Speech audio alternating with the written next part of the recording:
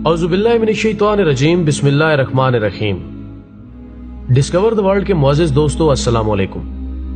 دوستو، کائنات کی پراسرار اشیاء زمانہ قدیم سے ہی انسان کو حیران اور مسحور کرتی رہی ہیں۔ ان میں خاص ستارے ہوں، سیارے ہوں، چاند ہو، سورج یا خلا ہو، یہ سب انہی مسحور کن چیزوں میں سے ہیں جنہیں انسان نے کبھی خدا سمجھ کر عبادت کے لیے چن لیا تو کبھی چاند پر کمند ڈالنے کا خواہش مند ہوا، کبھی ستاروں سے قسمت کا حال معلوم کرنے پر مجبور ہوا تو کبھی آسمان کے دیگر معاملات کی جانچ پڑتال کرنے لگا۔ جیسے جیسے سائنسدانوں کی ریسرچ بڑھتی گئی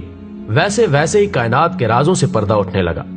یہی وجہ ہے کہ 21ویں صدی کا انسان جانتا ہے کہ کس طرح زمین سورج کے گرد گھومتی ہے اور کس طرح سورج ستاروں کے گرد گردش کرتا ہے، اور نظام شمسی کہکشائیں کس طرح ایک متعین کردہ اصول اور قوانین کے تحت اپنے اپنے کام کر رہے ہیں۔ خواتین و حضرات، ایسے میں پھر جہاں کائنات کے کئی اسراروں سے پردہ اٹھا، وہیں کائنات کے اب تک معلوم سب سے عجیب مظہر کی نشاندہی بھی ہوئی، یعنی فلکیات کے میدان میں بلیک ہول کی اصلاح سامنے آئی، جس نے ماہرین فلکیات کو حیرانگی میں ڈال دیا۔ سائنس کی دنیا میں انہیں کبھی تو دوسری کائنات میں جانے کا راستہ کہا جاتا ہے اور کبھی موت کا گڑھا، اور آج سے کچھ عرصہ پہلے تک بلیک ہول صرف سائنس فکشن میں ہی نظر آتے تھے، مگر اب ہم جانتے ہیں کہ وہ واقعتاً حقیقت میں وجود رکھتے ہیں، اور یہ کچھ زیادہ پہلے کی بات نہیں جب لوگ بلیک ہولز کے تصور کا مذاق اڑایا کرتے تھے اور انہیں سائنسی خرافات سے زیادہ کچھ نہیں سمجھتے تھے،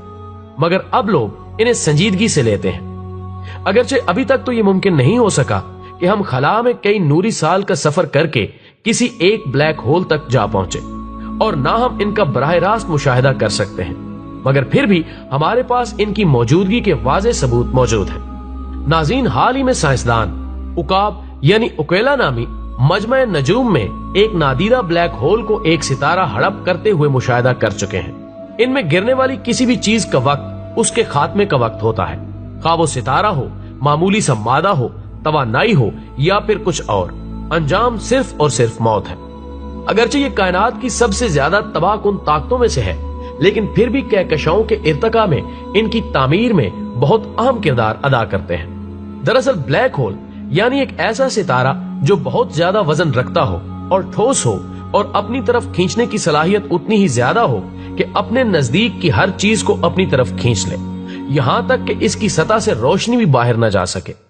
ایسے ستارے یا اجسام بالکل سیاہ ہوتے ہیں،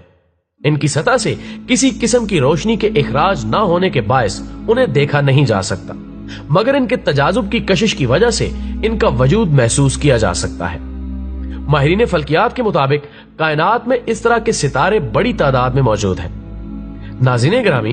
دراصل کوئی بھی بڑا ستارہ جب اپنی زندگی کے اختتام پر ایک بڑے دھماکے سے پھٹتا ہے تو اس دھماکے کو سپر نووا کہا جاتا ہے۔ اس سپر نووا کے نتیجے میں ستارے کا ایک بڑا حصہ خلا میں بکھر جاتا ہے، باقی رہ جانے والا حصہ بالکل ٹھنڈا ہو جاتا ہے،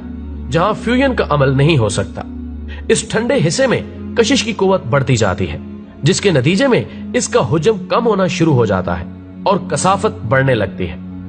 یہاں تک کہ ایک ایسا وقت آتا ہے جب ستارے کا حجم گھٹتے گھٹتے صفر ہو جاتا ہے اور کثافت اتنی ہی زیادہ بڑھ جاتی ہے کہ وہاں سے روشنی کا اخراج بھی ممکن نہیں رہتا۔ اپنی زندگی کے اختتام پر جب کوئی ستارہ ایسی حالت کو پہنچ جاتا ہے تو اس کو بلیک ہول کا نام دے دیا جاتا ہے۔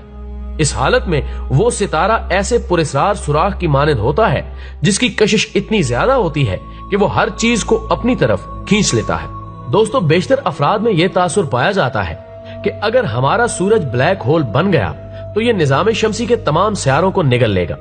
لیکن حیران کن بات یہ ہے کہ سائنسدانوں کے مطابق اگر سورج بلیک ہول بن بھی گیا تو تب بھی زمین اور باقی سیارے اپنے مدار میں بے ضرر چکر لگاتے رہیں گے۔ بلیک ہول کی کشش کا دار و مدار اس میں موجود مادے کی مقدار پر ہوتا ہے، اور جیسا کہ سورج کے بلیک ہول بننے کے بعد بھی اس میں مادے کی مقدار وہی رہے گی، اس لیے سیاروں پر لگنے والی کشش شکل بھی وہی رہے گی۔ دوستو، آئنسٹائن کے عمومی نظریہ اضافت کے مطابق بلیک ہول میں گر جانے والا کوئی احمق ہمیشہ کے لیے ختم ہو جائے گا۔ اس کے علاوہ بلیک ہول میں گرنے والے کسی شخص کے لیے تاریخ کا خاتمہ ایک ایسے مقام پر ہوگا جسے وحدانیت کہا جاتا ہے، جبکہ حالیہ جدید ترین نظریے کے مطابق کائنات میں پائے جانے والے بلیک ہولز دراصل کسی دوسری کائنات تک پہنچنے کے لیے راستے یعنی دروازے کا کام کرتے ہیں۔ یہ نظریہ بلیک ہولز کے بارے میں پیش کردہ ابتدائی نظریے یعنی ایسا جسم جو لامحدود کشش کا حامل ہو اور اپنے ہی ارد گرد کی تمام چیزوں کو اپنے اندر ضم کر رہا ہو کے برعکس ہے۔ اس نظریے کے مطابق بلیک ہولز کی حیثیت کسی تاریک غار کی بجائے دو کائناتوں کے درمیان ایک سرنگ کی سی ہے۔ اس کی بے انتہا کشش کی وجہ سے جو مادہ ان میں گر جاتا ہے وہ تمام مادہ بلیک ہول کے اندر جمع ہونے کی بجائے دوسری طرف سے باہر نکل جاتا ہے۔ بالفاظ دیگر ایک بلیک ہول میں جمع ہونے والی کہکشائیں، ستارے، سیارے دوسری طرف ایک دوسری کائنات کی تشکیل میں استعمال ہو جاتے ہیں، یعنی بلیک ہولز اصل میں بلیک ہولز نہیں بلکہ وارم ہولز ہیں۔ اگر اس نظریے کو درست مان لیا جائے تو کائنات کی تشکیل کے بارے میں پیش کیا گیا بگ بینگ کا نظریہ غلط ہو جاتا ہے۔